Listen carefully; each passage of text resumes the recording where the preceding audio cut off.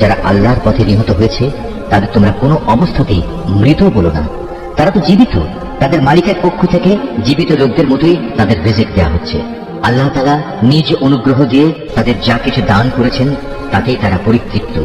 এবং যারা এখনো তাদের পেছনে রয়ে গেছে, যারা এখনো তাদের সাথে মিলিত হতে পারেনি, তাদের ব্যাপারেও এরা খুশি, কেননা এমন ধরনের লোকদের জন্য এখানে কোনো ভয় নেই এবং তারা সেদিন উৎকণ্ঠিত হবে না। এই ভাগ্যবান মানুষরা আল্লাহর পক্ষ থেকে অপরন্ত নিয়ামত ও অনুগ্রহে উৎফুল্ল আনন্দিত হয়, কারণ আল্লাহ তাআলা ইমানদার বান্দাদের পাওনা কখনো বিনষ্ট করেন না। উহুদের এত বড় আঘাত আসার পরেও যারা আবার আল্লাহ তাআলা ও তার রাসূলের ডাকে সাড়া দিয়েছে এবং তাদের মধ্যে আরো যারা নেক কাজ করেছে, সর্বোপরি সর্বদা যারা আল্লাহকে ভয় করে চলেছে, এদের সবার জন্য রয়েছে মহাপুরস্কার। যাদের মানুষেরা যখন বলল তোমাদের বিরুদ্ধে কাফেরদের এক বিশাল বাহিনী জমায়েত হয়েছে, অতএব তোমরা তাদের ভয় করো, এই বিষয়টাই যারা যথার্থ ইমানদার তাদের ইমান আরো বাড়িয়ে দিল। তারা বলল আল্লাহ তাআলাই আমাদের জন্য যথেষ্ট এবং তিনিই হলেন উত্তম কর্মবিধায়ক। অতঃপর আল্লাহর নিয়ামত ও অনুগ্রহ নিয়ে এরা এমন ভাবে ফিরে এলো যে কোনো প্রকার অনিষ্টই তাদের স্পর্শ করতে পারল না। এরা আল্লাহ সন্তুষ্টির পথে অনুসরণ করল। বস্তুত আল্লাহ তাআলা মহা অনুগ্রহশীল। এই হচ্ছে তোমাদের প্ররোচনা দানকারী শয়তান। তারা শত্রুপক্ষের অতিরঞ্জিত শক্তির কথা বলে তাদের আপনজনদের ভয় দেখাচ্ছিল। তোমরা কোনো অবস্থায় তাদের এই হুমকিকে ভয় করবে না, বরং আমাকেই ভয় করো যদি তোমরা সত্যিকার অর্থে ঈমানদার হও। হে নবী, যারা দ্রুত গতিতে কুফরি পথে এগিয়ে যাচ্ছে তাদের কর্মকাণ্ড যেন তোমাকে চিন্তান্বিত না করে। তারা কখনো আল্লাহর বিন্দুমাত্র কোনো ক্ষতি সাধন করতে পারবে না। মূলত আল্লাহ তাআলা এদের জন্য পরকালে পুরস্কারের কোনো অংশই রাখতে চান না। তাদের জন্য অবশ্যই কঠিন আযাব রয়েছে। যারা ইমানের বদলে কুফরি খরিদ করে নিয়েছে তারা আল্লাহর কোনো ক্ষতি করতে পারবে না। এদের জন্য মর্মান্তিক শাস্তির বিধান রয়েছে। কাফেররা যেন এটা কখনো মনে করে না যে আমি যে তাদের ঢিল দিয়ে রেখেছি এটা তাদের জন্য কল্যাণকর হবে। আসলে আমি তো তাদের অবকাশ দিচ্ছি যেন তারা তাদের গুনাহ বোঝা আরো বাড়িয়ে নিতে পারে। আর তোমাদের মধ্যে তাদের জন্য প্রস্তুত রয়েছে লাঞ্ছনাদায়ক আযাব।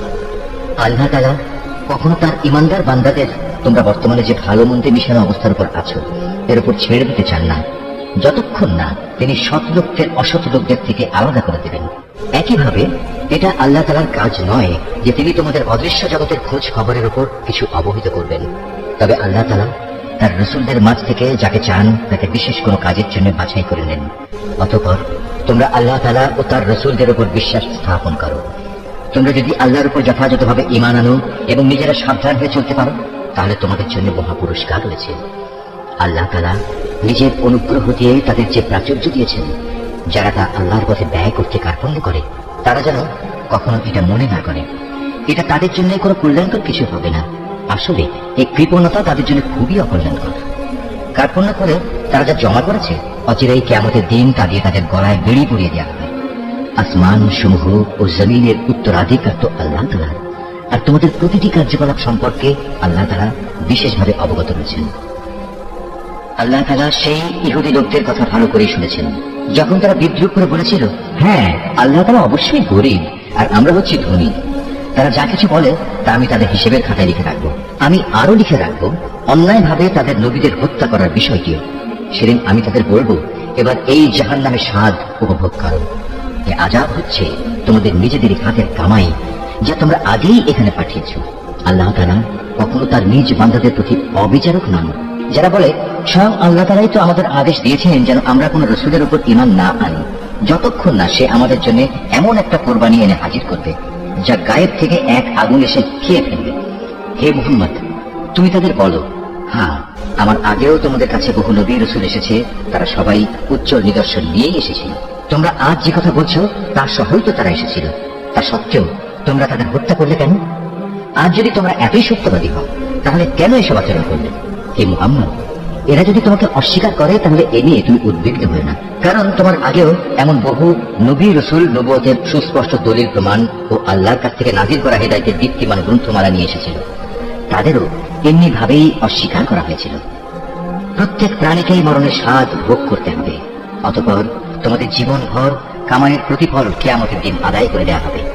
যাকে জাহান্নামের আগুন থেকে বাঁচিয়ে দেওয়া হবে এবং জান্নাতে প্রবেশ করানো হবে সেই হবে সফল ব্যক্তি। মনে রেখো, এই যে পার্থিব জীবন তা বাহ্যিক ছলনার মাল সামানা ছাড়া আর কিছুই নয়। হে ঈমানদার ব্যক্তিরা, নিশ্চয়ই জানমালের ক্ষতি সাধনের মাধ্যমে তোমাদের পরীক্ষা নেওয়া হবে। এই পরীক্ষা দিতে গিয়ে তোমরা অবশ্যই তোমাদের পূর্ববর্তী সম্প্রদায়, যাদের কাছে আল্লাহর কিতাব নাজিল হয়েছিল এবং যারা আল্লাহর সাথে অন্যদের শরীক করেছে, তাদের উভয়ের কাছ থেকে অনেক কষ্টদায়ক কথাবার্তা শুনবে। এই অবস্থায় তোমরা যদি কঠোর ধৈর্য ধারণ করো এবং আল্লাহকে ভয় করে চলো, তাহলে তা হবে অত্যন্ত বড় ধরনের এক সাহসিকতার ব্যাপার। যখন আল্লাহ তাআলা এই কিতাবধারী ব্যক্তিদের কাছ থেকে প্রতিশ্রুতি গ্রহণ করেছিলেন, তিনি তাদের বলেছিলেন, তোমরা একে মানুষদের কাছে বর্ণনা করবে এবং একে তোমরা গোপন করবে না। কিন্তু তারা এই প্রতিশ্রুতি নিজেদের পেছনে ফেলে রাখল এবং অত্যন্ত অল্প মূল্যে তা বিক্রি করে দিল। বড়ই নিকৃষ্ট ছিল যেভাবে তারা সে বেচাকেনার কাজটি করল। এমন সব লোকদের ব্যাপারে তুমি কখনো ভেবো না, যারা নিজেরা যা করে তাতে আনন্দ প্রকাশ করে, আবার নিজেরা যা কখনো করেনি তার জন্য প্রশংসিত হতে ভালোবাসে। তুমি কখনো ভেবো না যে এরা বুঝি আল্লাহর আযাব থেকে অব্যাহতি পেয়ে গেছে। মূলত এদের জন্য আল্লাহর পক্ষ থেকে যন্ত্রণাদায়ক শাস্তির ব্যবস্থা নির্ধারণ করে রাখা হয়েছে। আসমান সমূহ ও জমিনের সার্বভৌমত্ব এককভাবে আল্লাহর জন্য। আল্লাহ তাআলাই সবকিছুর উপর পূর্ণ ক্ষমতাবান। নিঃসন্দেহে আসমান সমূহ ও জমিনের নিখুঁত সৃষ্টি এবং দিবারাত্রির আবর্তনের মধ্যে জ্ঞানবান লোকদের জন্য প্রচুর নিদর্শন রয়েছে। এই জ্ঞানবান লোক হচ্ছে তারা যারা দাঁড়িয়ে, বসে এবং শুয়ে সর্বাবস্থায় আল্লাহ তাআলাকে স্মরণ করে এবং আসমান সমূহ ও জমিনের এই সৃষ্টির নৈপুণ্য সম্পর্কে চিন্তা গবেষণা করে এবং স্বতঃস্ফূর্তভাবে তারা বলে ওঠে, হে আমাদের মালিক, সৃষ্টি জগতের কোনো কিছুই তুমি অযথা বানিয়ে রাখোনি, তোমার সত্তা অনেক পবিত্র, অতএব তুমি আমাদের জাহান্নামের কঠিন আযাব থেকে নিষ্কৃতি দাও। হে আমাদের মালিক, যাকে তুমি জাহান্নামের আগুনে প্রবেশ করাবে অবশ্যই তাকে তুমি অপমানিত করবে, আর সেই অপমানের দিনে জালেমদের জন্য কোন রকম সাহায্যকারী থাকবে না। হে আমাদের মালিক, আমরা শুনতে পেয়েছি একজন আহ্বানকারী মানুষদের ঈমানের দিকে ডাকছে। সে বলছিল, হে মানুষেরা, তোমরা তোমাদের মালিক আল্লাহর উপর ঈমান আনো। হে মালিক, সেই আহ্বানকারীর কথায় অতঃপর আমরা ঈমান এনেছি। হে আমাদের মালিক, তুমি আমাদের অপরাধসমূহ ক্ষমা করে দাও, হিসাবের খাতা থেকে আমাদের দোষ ত্রুটি ও গুনাহসমূহ মুছে দাও, সর্বশেষে তোমার নেক লোকদের সাথে তুমি আমাদের মৃত্যু দাও। হে আমাদের মালিক, তুমি তোমার নবী রাসূলদের মাধ্যমে যেসব পুরস্কারের প্রতিশ্রুতি দিয়েছ তা আমাদের পূর্ণ করে দাও, এবং কিয়ামতের শেষ বিচারের দিন তুমি আমাদের অপমানিত করো না। নিশ্চয়ই তুমি কখনো ওয়াদার বরখেলাপ করো না। অতএব তাদের মালিক এই বলে তাদের আহ্বানে সাড়া দিলেন যে আমি নরনারী নির্বিশেষে তোমাদের কোনো কাজ কখনো বিনষ্ট করব না। আমি সবার কাজের বিনিময় দেব এবং তোমরা তো একের অপরেরই অংশ। অতএব তোমাদের মাঝে যারা নিজেদের ভিটে মাটি ছেড়ে হিজরত করেছে এবং যারা নিজেদের জন্মভূমি থেকে বিতাড়িত হয়েছে, আমারই পথে যারা নির্যাতিত হয়েছে, সর্বোপরি যারা আমার জন্য লড়াই করেছে এবং আমারই জন্য জীবন দিয়েছে, আমি তাদের গুনাহসমূহ মাফ করে দেব। অবশ্যই আমি এদের এমন জান্নাতে প্রবেশ করাবো যার তলদেশ দিয়ে ঝর্ণাধারা বইতে থাকবে। এ হচ্ছে তাদের জন্য আল্লাহ তাআলার পক্ষ থেকে পুরস্কার, আর আল্লাহ তাআলার কাছে তো রয়েছে উত্তম পুরস্কার। হে মুহাম্মদ, জনপদ সমূহে যারা আল্লাহ তাআলাকে অস্বীকার করেছে তাদের দাম্ভিক পদচারণা যেন কোনোভাবেই তোমাকে বিভ্রান্ত করতে না পারে, কেননা এসব কিছু হচ্ছে সামান্য কয়দিনের সামগ্রী মাত্র। অতঃপর তাদের সবারই অনন্ত নিবাস হবে জাহান্নাম, আর জাহান্নাম হচ্ছে নিকৃষ্টতম আবাসস্থল। তবে যারা নিজেদের মালিককে ভয় করে চলে তাদের জন্য নির্দিষ্ট হয়ে আছে সুরঙ্গ ও তানমালা, যার নিচ দিয়ে প্রবাহিত হবে ঝর্ণাধারা, সেখানে তারা অনাদিকাল থাকবে। এ হবে আল্লাহ তাআলার পক্ষ থেকে তাদের জন্য আতিথেয়তা। আর আল্লাহ তাআলার কাছে যা পুরস্কার সংরক্ষিত আছে তা অবশ্যই নেককার লোকদের জন্য অতি উত্তম জিনিস। ইতিপূর্বে আমি যাদের কাছে কিতাব পাঠিয়েছি সেসব কিতাবধারী লোকদের মাঝে এমন লোক অবশ্যই আছে যারা আল্লাহকে বিশ্বাস করে। তোমাদের এই কিতাবের উপর তারা যেমনি বিশ্বাস করে তেমনি তারা বিশ্বাস করে তাদের উপর প্রেরিত কিতাবের উপর। এরা আল্লাহর জন্য ভীত, সন্ত্রস্ত ও বিনয়ী বান্দা।